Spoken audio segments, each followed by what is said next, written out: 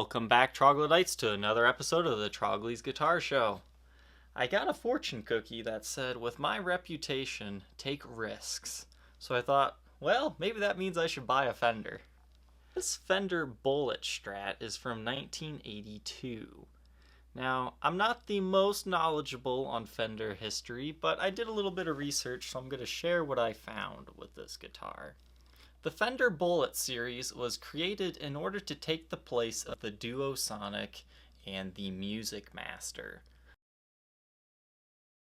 Those were pretty much the entry-level Fenders. So these were designed to kind of look like their flagship models, the Strat and the Telecaster, but not so much the same that people would only buy these. These were offered in a few different finishes. There's a Torino Red, that kind of tobacco sunburst, the Olympic White, which is this one. There's some black ones, and there's also a few custom colored ones out there. In 1981, Fender first released the first edition of these, and they kind of had a smaller, thinner Telecaster-shaped body. Initially, they were going to have these guitars made in Asia and have them shipped to the USA unassembled and assemble them there.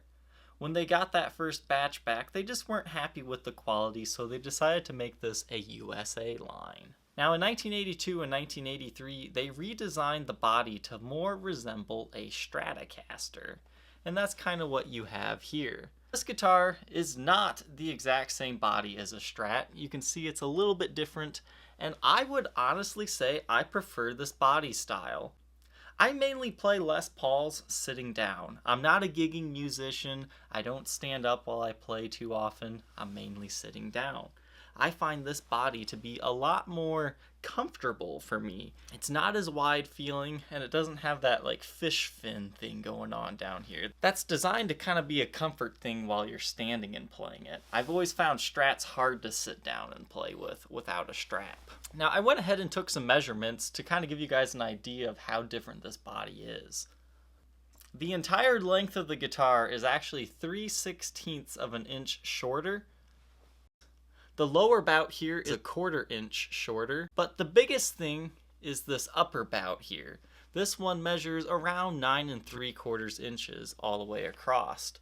Whereas the Strat I currently have from 1994, it measured 11 inches. That means this guitar is 1 1/4 inches shorter than a traditional Strat. So it doesn't really poke you when you're playing it. I find this body to actually be a little bit more comfortable coming from a Les Paul. Fender had a few different versions of this guitar.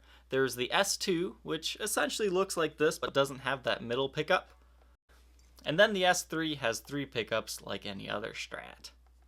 There was also the H1 and H2 model that had either 2 humbuckers or 1 in the bridge position. Now those humbuckers were basically just Mustang pickups that were wired side by side. The H series also has a coil split ability with either 1 or 2 buttons by the pickup selector switch. Fender also did a Bullet Bass series, and I believe it's in 1984 when they stopped making these in the USA and they made them in Japan under the Squier brand name. Fender made both a deluxe and standard model. The standard model strung through the bridge like this, whereas the deluxe ones, which is this one, is a string through. I believe once they went to the Japanese made ones, they had the tremolo units on them. But this one is the S-3. It's the more traditional Strat-like one. If you're not really familiar with Fenders, you might see somebody playing this and go, oh, that's just a Strat. But these things have a Telecaster neck on them. Further comparing this one to a Strat, the pickguards are very similar. This is only single ply instead of multi-ply like on most Strats. And where your third knob is on a Strat is now where your input jack is. So you only have a master volume and master tone with this model. You don't have the input jack right here. However, it looks like somebody forgot about that because there is a little bit of a ding right there where somebody probably was trying to plug in. And it does have your traditional 5-position switch. Now I actually traded this one locally for that beautiful Futura that had that flamed neck, but I thought, hey, it'd make that guy happy and I get to review something that's a little bit different. This one has a maple neck, maple fretboard, which they're all in the same, and I couldn't find what this body was made of. All I can tell you is it is a 4-piece body. The first joining line kind of runs right down here. It's a very small piece. The second one runs about this long. There, you can see it there.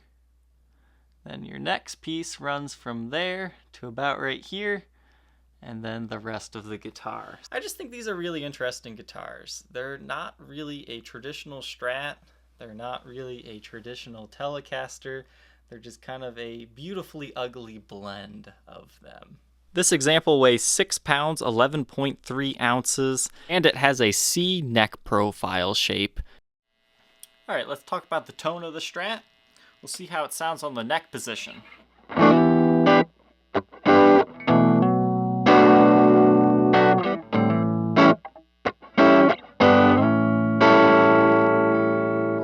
Now the neck middle in parallel.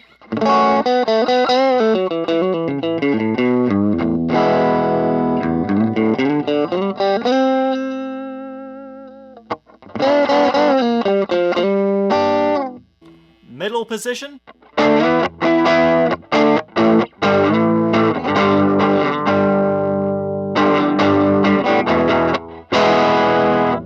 Middle and bridge in parallel.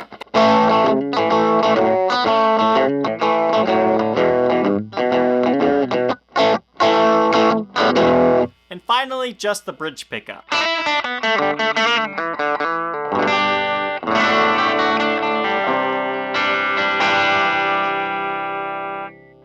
All around, it's your typical Strat sounding guitar.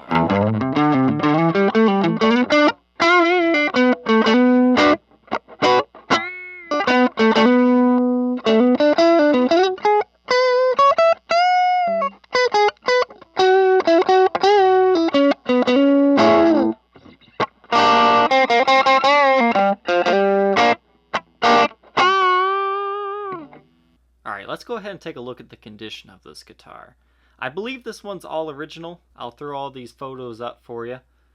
I'll show photos of the neck stamp, like the body stamp and the stamps of the pickups, so you can verify for yourself.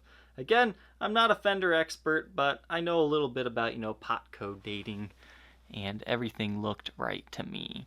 So this is the Fender Bullet series. You have your serial number E113207. Again, this is made in USA in the Fullerton plant. The logo for the Bullet is a star with a 1 in it. You still have your original Fender tuners on here. I believe Schaller made these for Fender, if I remember reading that correctly. They do have the Fender logo on them. Now, as far as condition goes, on the face of the headstock here, it's all in pretty good shape. You've got a little bit of wear, but not too much. You can see there are a few light dings here at the top of the headstock where it ended up hitting against something, but there's like no major damage to the headstock or anything. You could expect this guitar to be clean, but it does have some light wear and tear. The frets do show some light flattening, but this guitar plays really nicely as is. I don't think you'll have to worry about these frets for a while. You've got some very light impressions into the lacquer on the fretboard, but nothing too bad that you really notice unless you're in these bright lighting situations. The body of this guitar has quite a bit of light wear. When the guy who traded this in brought it to me, it looked like it was in mint condition. I don't know if I dinged this thing up playing it as much as I did. I just had a lot of fun with this guitar. But you can see you've got some dings here in the Olympic white finish. And I really think this is just a really sweet color on a Strat. This guitar is far from trashed, but as you can see, it does have some light wear and tear. Most of it only shows up when you get these bright lights on it, though. You can start seeing the 4-piece top better now, too. But there's kind of the largest ding on the front. You've got some light wear on the top. However, again, from afar, you don't really see that wear too much. Back of the headstock here, again, it's in good shape. You've got a beautiful maple neck on this one. Beautiful figuring to the wood. Not a lot of wear to really speak of, though, on the back of the neck, thankfully. But light figuring, not a lot. Now the back of the guitar, similar to the front, it looks really clean from afar, but you get it up here in the lights, and you can see some light buckle wear and light dings. But overall, it is a fairly clean guitar for its age. Thankfully, there's no cracks in the neck pocket or anything. Sometimes you'll get those superficial paint lines in here, but thankfully we don't have that this time. But there are a few light nicks and dings on the side here. So if you're just kind of looking for a quirky vintage instrument to play, I think this is definitely a good contender. You definitely don't see these every day. Blacklight tests are mainly for lacquer-based guitars, not poly, but we'll do it just for sake of saying we did it. You can see the pickguard glows a really cool color, and I mean it glows a little bit, but I don't think this test is really meant for this type of finish. One thing I did want to point out here is there is a little bit of area of like the lacquer missing here, or maybe there was a sticker here at one point in time where the finish isn't quite the same color, but it's hardly noticeable at all. This guitar does come with its original Fender USA case. This is kind of like that 70s style. You can see it's got some scratches to it. Looks like a sticker used to be there. The 3 latches are a little rusty looking, but they do still function as they should. One thing I kind of like about this Fender case is the Fender logo is on both sides. I think that's kind of unique, but it could also be a bad thing if you're trying to hide your logo, because you don't always want to say, hey, I've got an expensive guitar in my hands. The inside of the case is all black. It's a molded interior.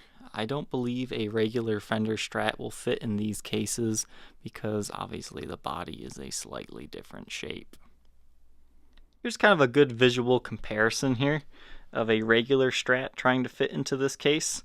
You can see how farther out the horn sticks. So a regular Strat is definitely a lot larger. If you think you might be interested in this Fender Bullet S-3, feel free to contact me on my Facebook page, facebook.com/Troglys, Troglys. Thank you, Troglytes, for watching, and we will see you tomorrow on the next episode. Take care.